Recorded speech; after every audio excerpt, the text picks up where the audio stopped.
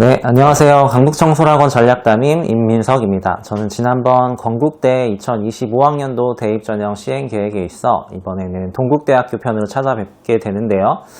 세계를 선도하는 창의 융합형 인재 동국대학교 한번 살펴볼까요?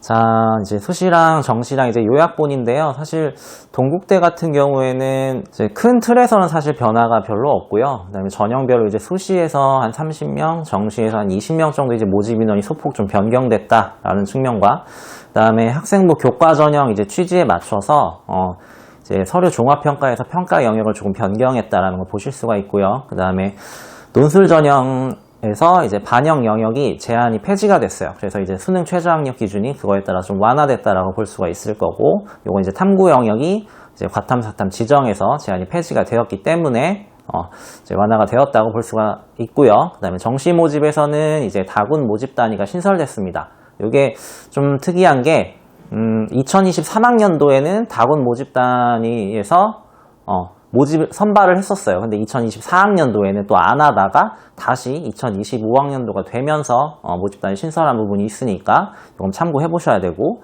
이런 학과 같은 경우에는 이제 뭐 경찰행정이던가 아니면 시스템 반도체 아니면 물리학과 이렇게 다군 모집 단위에서 2025학년도에는 정식 모집에 선발을 하고 있으니까 좀 참고하실 내용이고요. 그 다음에 건국대와 마찬가지로 수능 성적 반영 영역이 또 과목 제한이 전체가 다 폐지가 되었습니다. 그 대신 이제 모집 단위별로 가산점이 부여가 되는데요. 요거는 이따 정시 모집 한번 보면서 다시 한번 말씀을 드리는 걸로 하겠습니다. 자, 밑에 표요 보시면 자연계열, 약학계열, 그 다음에 AI 소프트웨어 융합, 자연계 이렇게 2024학년도에는 논술 전형에서 국수형 그러니까 과탐을 지정을 했었는데 2025학년도부터는 사탐, 과탐, 탐구 영역의 제한이 없어졌고요. 그다음에 정시에서 자연계열 모집할 때 2024학년도에는 이제 미적기하, 그다음에 과탐을 지정을 했었는데 2025학년도부터는 이제 선택 과목이 지정이 폐지가 되었고요. 모집 단위별로, 유형별로 수학, 그다음에 탐구에서 가산점을 부여받게 되었습니다. 자, 모집 단위별로 이제 인원 변화인데, 전체 모집 인원이 사실 소폭 감소한 거 말고는 사실 크게, 주목할 만한 점은 없는 것 같습니다. 사실 모집 인원도 엄청나게 뭐 큰 변화폭이 있는 게 아니라서, 내가 지원하려는 모집 단위 전형에, 어느 정도의 인원이 좀 변화가 있는지, 이 부분만 좀 참고해서 봐주시면 될 것 같고요. 자, 동국대 학생부 종합 전형은 이제 두드림 전형이라고 부르는데요. 이거 이제 단계별 전형으로 돼서 1단계는 서류 평가로 3.5배수에서 4배수를 뽑게 되고요. 그 다음에 2단계에서 1단계 성적 70%와 면접 30%를 가지고 최종 선발을 하게 됩니다. 수능 최저학력 기준은 따로 없고요. 자, 1단계를 보시면 3.5배수 모집 단위, 여기 경영학과, 전자전기공학부, 정보통신공학과 이런 학과는 이제 3.5배수를 모집하고 이제 2단계로 넘어가게 되는데요. 여기 4배수 모집 단위는 여기 위에 써있는 경영, 전자전기, 정보통신을 제외하고 나머지 전 모집 단위 두드림 전형에서 4배수를 모집하게 됩니다. 마찬가지로 종합 전형이기 때문에 학교생활 기록부에 반영되어 있는 전 영역을 이제 선발하는데 자료로 사용을 하고요. 자, 여기서 이제 그냥 두드림 전형이 있고요. 그 다음에 두드림 소프트웨어 전형이 있는데, 이거는 이제 AI 소프트웨어 융합학부 64명. 여기는 이제 선발 배수 1단계에만 이제 2.5배수로 다르고, 나머지는 2단계는 동일하게 비율로 적용을 하고요. 이제 그 밖에 불교 추천 인재, 또 기회균형 특수교육 대상자, 이렇게도 이제 다 단계별 전형을 진행을 하는데요. 이거 다 종합 전형이고요. 1단계에서 선발 배수는 다르지만 전형 요소와 비율은 그대로 유지한다는 거, 모집 요건 한번 나중에 확인해 보셔도 좋을 것 같습니다. 네, 그 다음은 학교장 추천 인재, 흔히 말하는 이제 교과 전형이라고 부르는 전형인데, 이제 좀 특이사항이라고 보실 거는 고교별로 8명 이내 제한이 있습니다. 무제한인 곳도 많지만 동국대 같은 경우에는 고교별로 제한을 두고 있기 때문에 요 학교장 추천을 받을 수 있는지 없는지 여부부터 일단은 판단을 해주셔야 되는 게 맞고요. 그 다음에 종합전형과 다르게 일괄합산 전형으로 진행되고 마찬가지로 수능 최저는 없습니다. 그래서 학생부 교과 70%와 그 다음에 교과 관련 영역, 서류종합 30%. 아까 맨 처음에 서머리에서 말씀드렸던 이 반영이 조금 이제 바뀌는 게 뭐냐면, 이제 저 30% 180점이라는 교과 관련 영역 서류종합 24학년도까지는 학생부에 게재되어 있는 이제 전 영역을 평가를 했다면, 이제는 교과학습 발달 상황, 세부 능력 및 특기상, 흔히 말하는 세특이라고 부르죠. 그 다음에 출결, 그 다음에 행동 특성 및 종합 이견. 이쪽에서 이제 교과 관련 영역들만 따로 이제 본다는 얘기입니다. 네, 교과 전형에 맞게 취지에 맞춰서 이렇게 본다는 거고요. 자, 반영 교과는 인문계와 자연계를 크게 나누어서 인문계는 국어, 수학, 사회, 영어, 한국사, 자연계는 이제 국어, 수학, 과학, 영어, 한국사 이렇게 밑줄 쳐져 있는 게 두 개의 차이라고 보시면 되고요. 자, 여기서 주목하셔야 될 거는 이제 전 교과의 반영이 아니고요. 석차 등급별로 상위 10과목만 추려서 하기 때문에 이제 다른 학교들과 조금 다르게 환산 점수가 나온다는 게 특징이고요.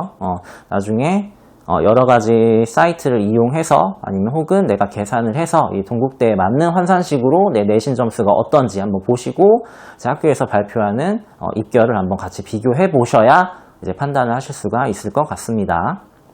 자, 그 다음은 논술 전형인데요.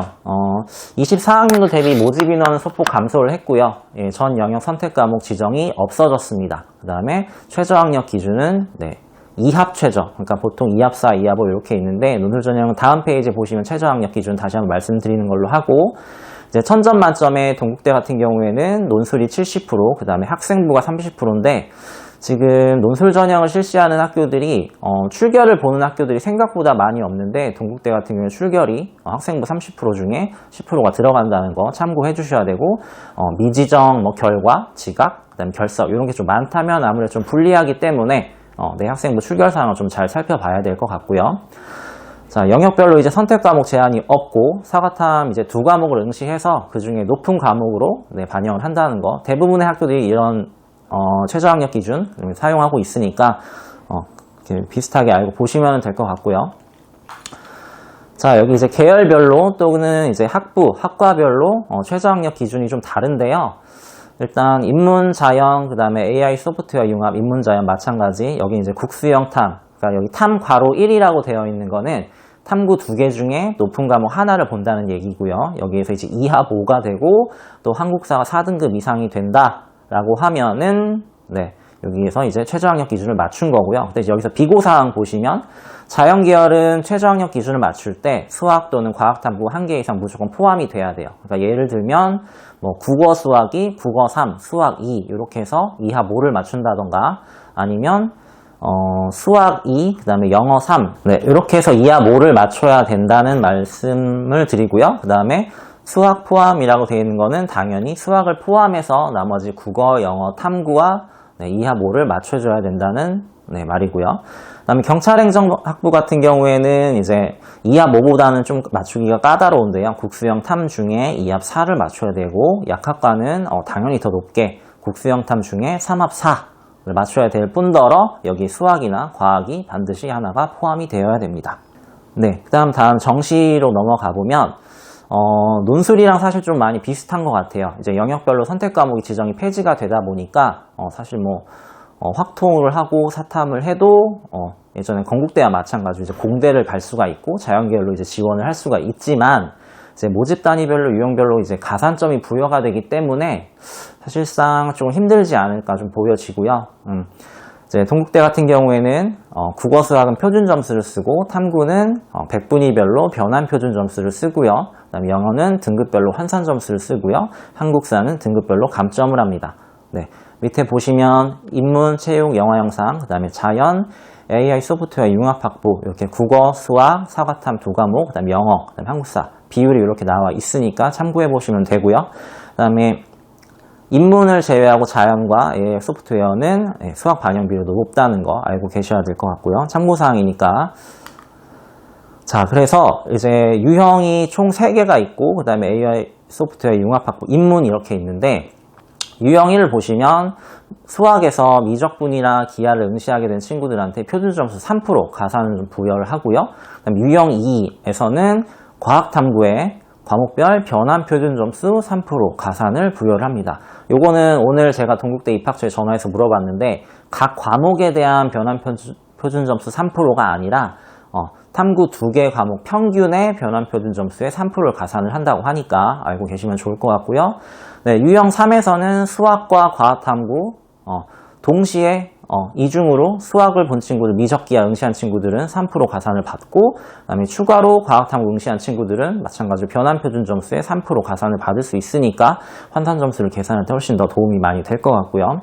AI 소프트웨어 이용한 박보 인문 같은 경우에는 사탐을 응시한 친구들에게 변환표준 점수 3% 가산점을 부여하니까 알고 계시면 좋을 것 같습니다.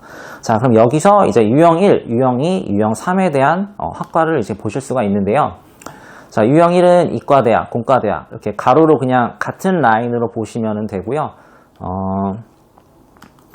여기 1에서는 수학, 미적기하 응시자한테 표준점 3% 가산된다는 거 이거 보시면 되고, 유형 2에서는 과학탐구를 응시한 친구들한테 탐구 2개 평균의 변환표준 점수에 3% 가산을 한다. 그래서 이과대학 화학과, 바이오 시스템대학 바이오 환경과학부, 생명과학과, 사범대학의 가정교육과 이렇게 보시면 될 것 같고요.